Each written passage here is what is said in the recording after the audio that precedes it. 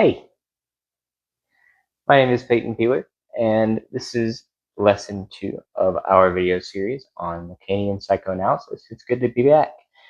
And today we're going to be picking up where we left off, with last time we ended with Lacan as a critic. And,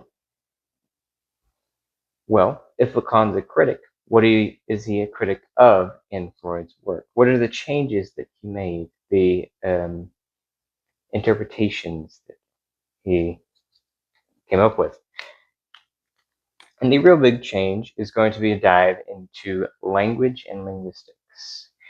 The big motto for today is going to be the unconscious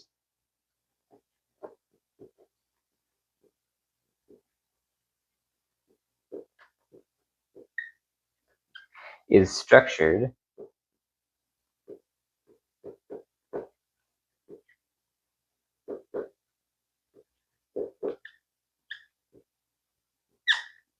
like a what? Like a language.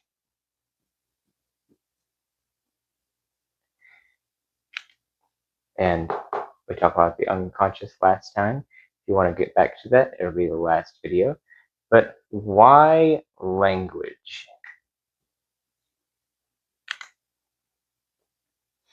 Well, language is the way that we communicate pretty much every day in some form or another, through talking or texting or videos that we send to each other online.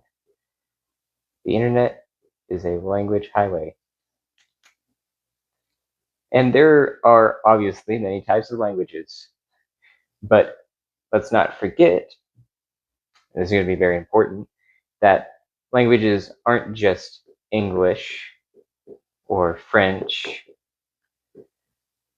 They're also things like math, which people say is the language of the universe, but I don't want you to be deceived by that, in so much as the world being made of numbers. Like, the universe is not made of numbers. Math is just the way that we universally, throughout different countries, are able to communicate with each other, is by numbers. Whether we say them differently, we can write them roughly the same.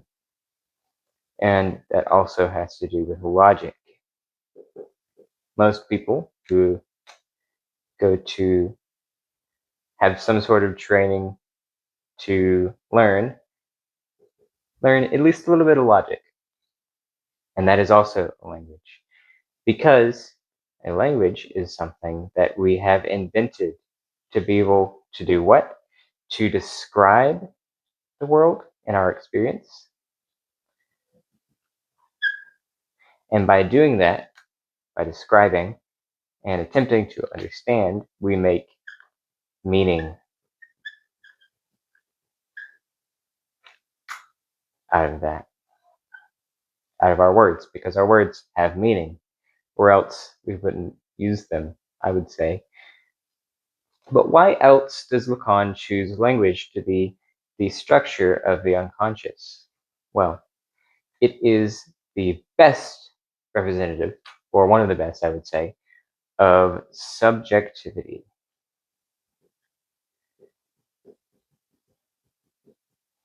Now, let's break this word down. In popular culture, whenever we talk about something being subjective, we are usually talking about morality, such as subjective and objective morality. I'm going to note them by subjective and objective. So subjective morality is something that depends on another thing or person's opinion or what they think. So it's dependent on someone, we'll say. And objective morality is independent of a person.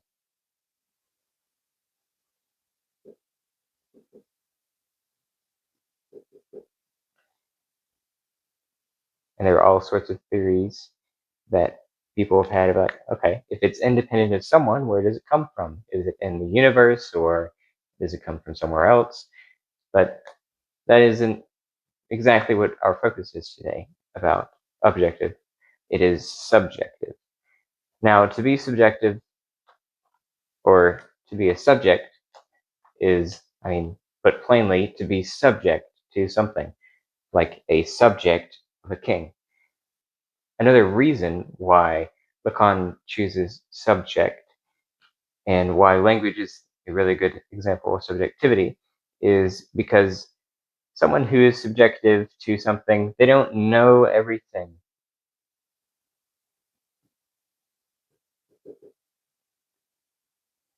And we are subject to these circumstances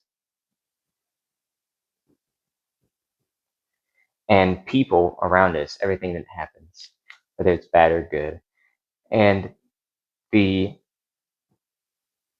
relationship between subjectivity and language is very important, not just for understanding the unconscious, but for the relationship between the analysand, the person going for analysis in psychoanalysis, and the analyst, the therapist, we can say, although this is not therapy. It's because whenever you go for analysis, we're going to pretend this is the analyst, and this is you, a subject. We're going to start referring to you and other people as subjects. We are subjects. And what you do is you talk to the analyst. And the analyst has that job of decoding or deciphering what you say to, as we discussed in the last episode, find the hidden meaning, of what you're saying, or the dream, or whatever it is that's going on in your life that you want to talk about. And we use language to express that. Now, this word cipher or deciphering is very important because the word cipher may come from an Arabic word, which means zero or meaningless, which then harks back to subjectivity. Subjectivity isn't just not knowing or being dependent on something else. It is also being empty.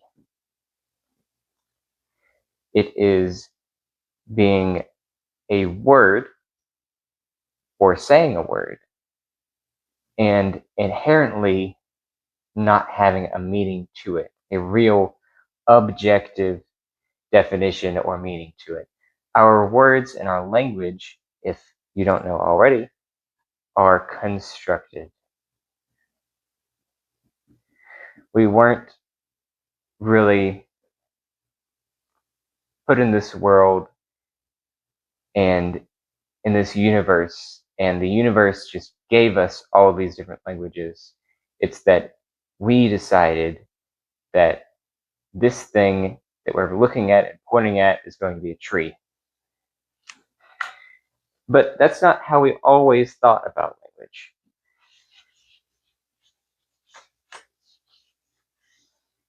A long time ago, in the olden days, we're going to take Greek philosophy for this example of the olden days.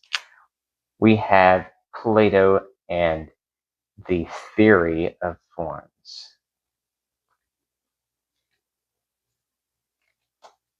Plato believed that there was another world outside of this one, which for some people, that's not too much outlandish, where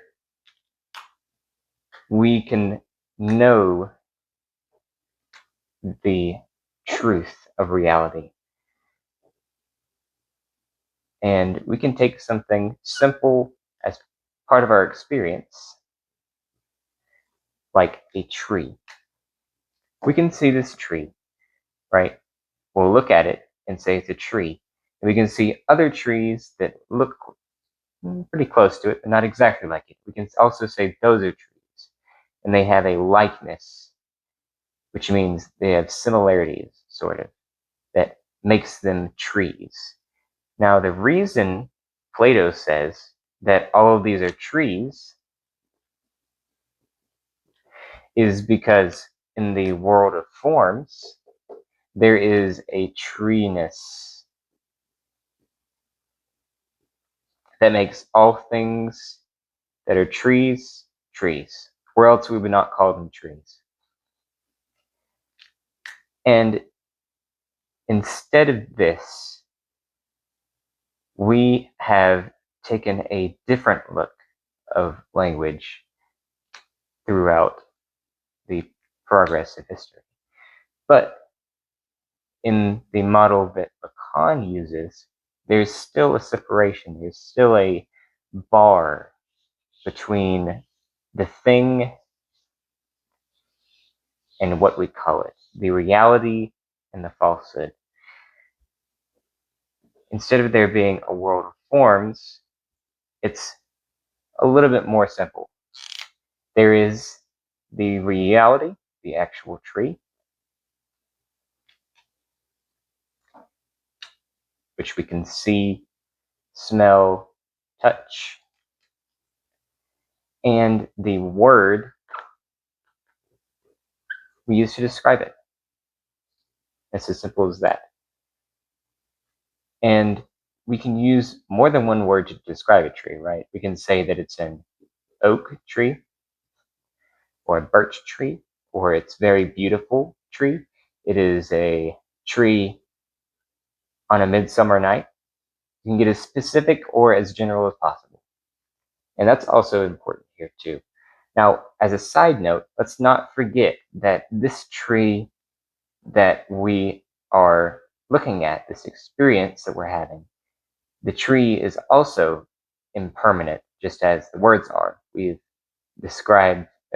used these words to describe these things that we see, but these things that we see are constantly changing, so we can't really grasp them, just as we can't really grasp language.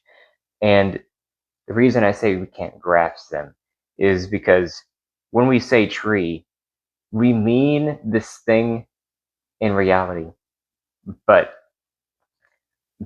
the word tree isn't universally describing tree. It just describes it for a select amount of people, even if it is all the people in the world. It isn't the real tree. It's just what we're describing, which is why there's a separation between the reality and our symbolic words. Now, by adding these words together, we create meaning. As I've described, you can say it's an oak tree or any kind of tree you want. But by doing that, you're differentiating it from any other kind of tree to explain the way you feel or the way that you are examining a thing. Now,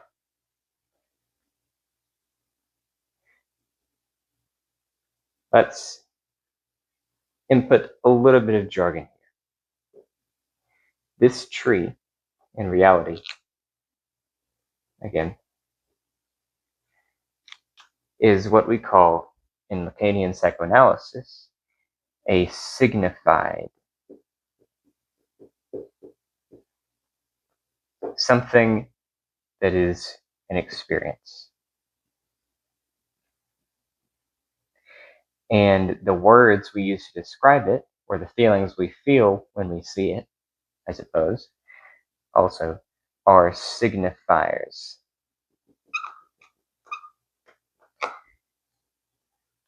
And so we get this fraction of the signified, which we denote by S, divided by the signifiers, which are words put together, or one word specifically.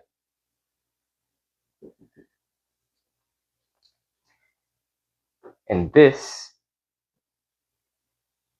is how we are able to relate to things and build meaning.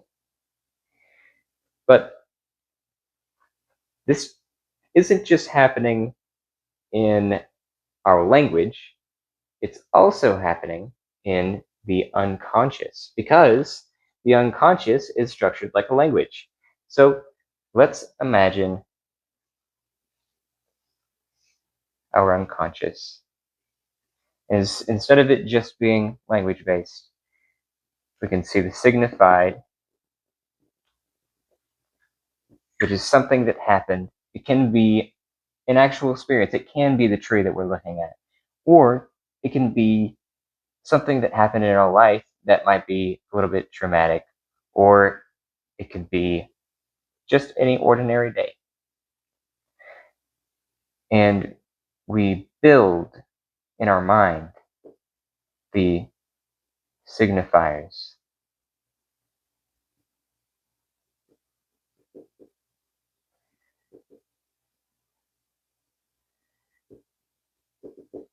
to explain this thing.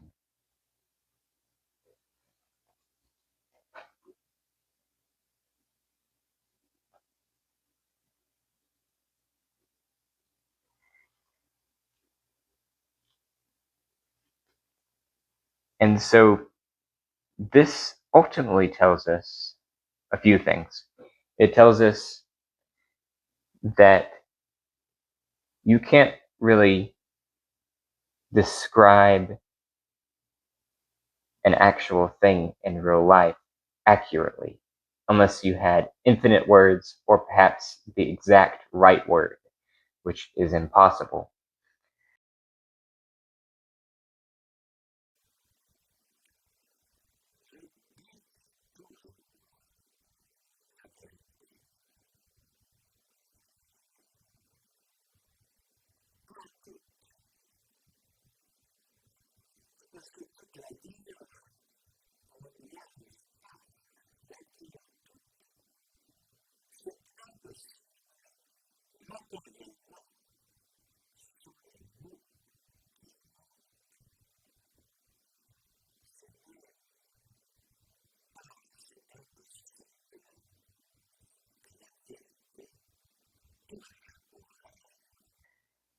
And it is hard also to explain how you feel or what you want, because you're using all of these empty words or feelings or parts building within yourself.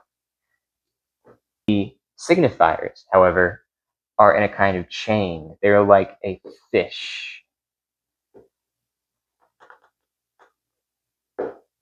which swims in the water.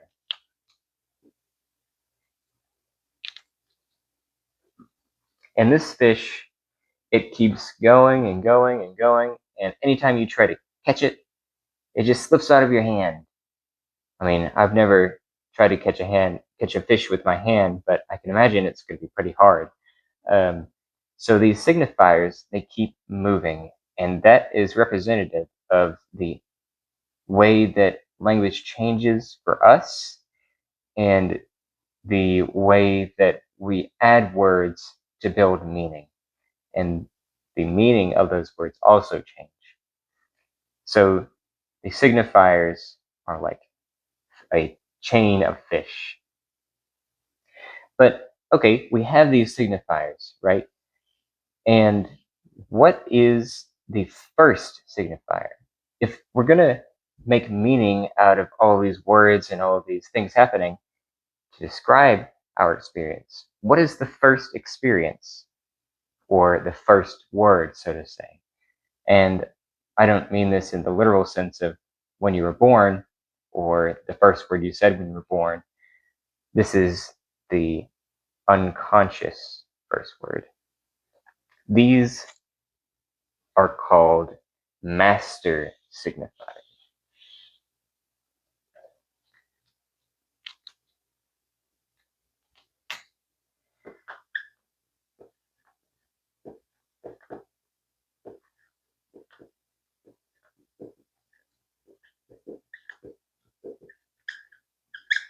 or perhaps phallic signifiers. You can use that word interchangeably.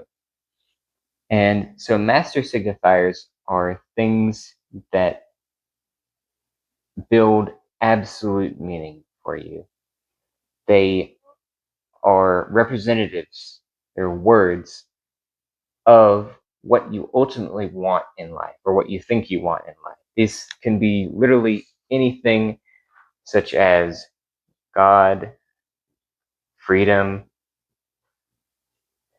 duty, harmony,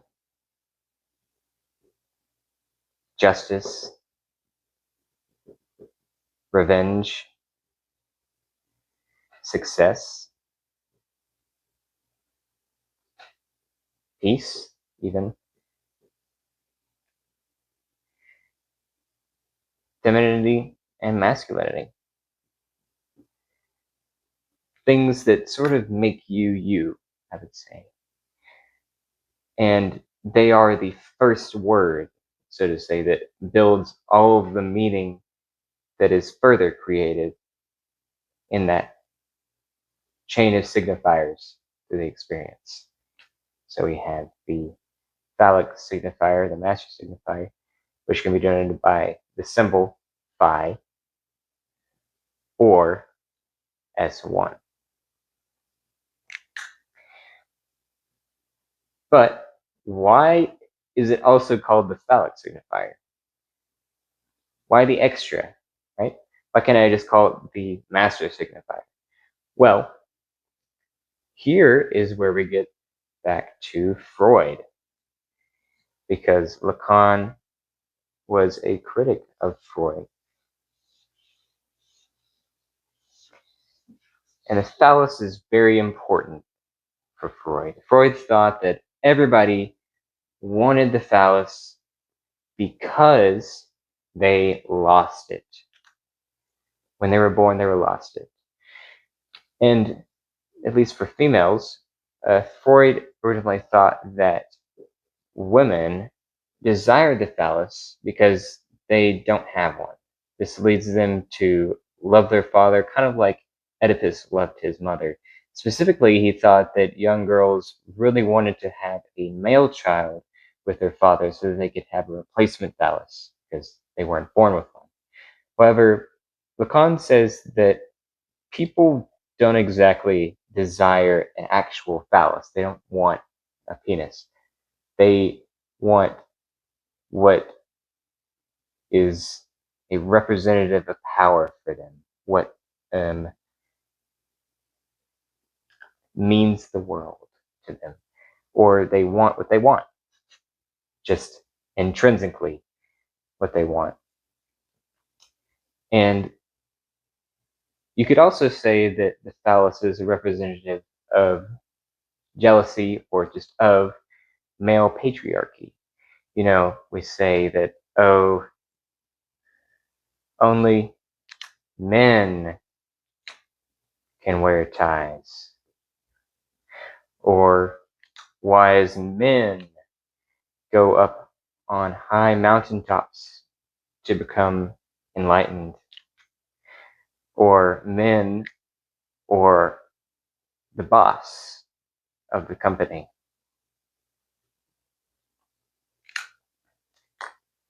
And this is representative not just of what we want, but also of the trauma that made what we want,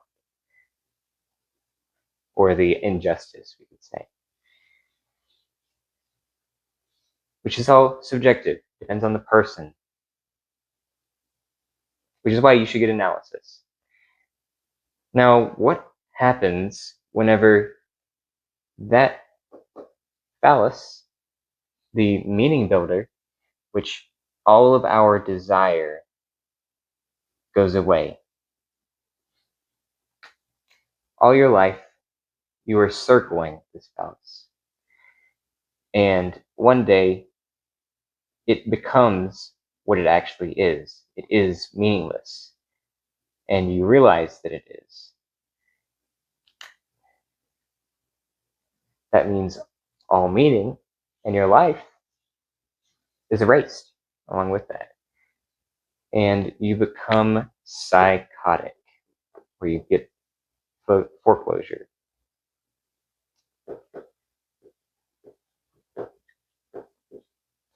And I will explain what that means. You may have heard psychotic before, but I'll explain the Lacanian technical definition of it in the next lesson, along with a couple more of clinical structures. But in the next lesson, I will mostly be focusing on the three registers, which are the symbolic,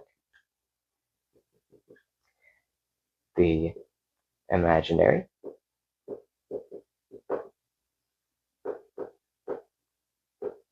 and the real. And all of the stuff we've talked about in this lesson has briefed you, has planted the seed for these three registers and how they connect.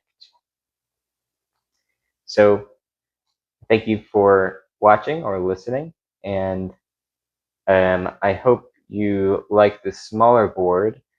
Hopefully it was easier to see than the larger one in the college room that I was in before this. If you didn't like the smaller board, please let me know. It's up to you. I just wanted to see, do a test if this was easier to read the letters, although my handwriting is also not the best, so it might not make that much of a difference. But thank you for listening, and if you have any questions or concerns, please let me know down in the comments. See you next time.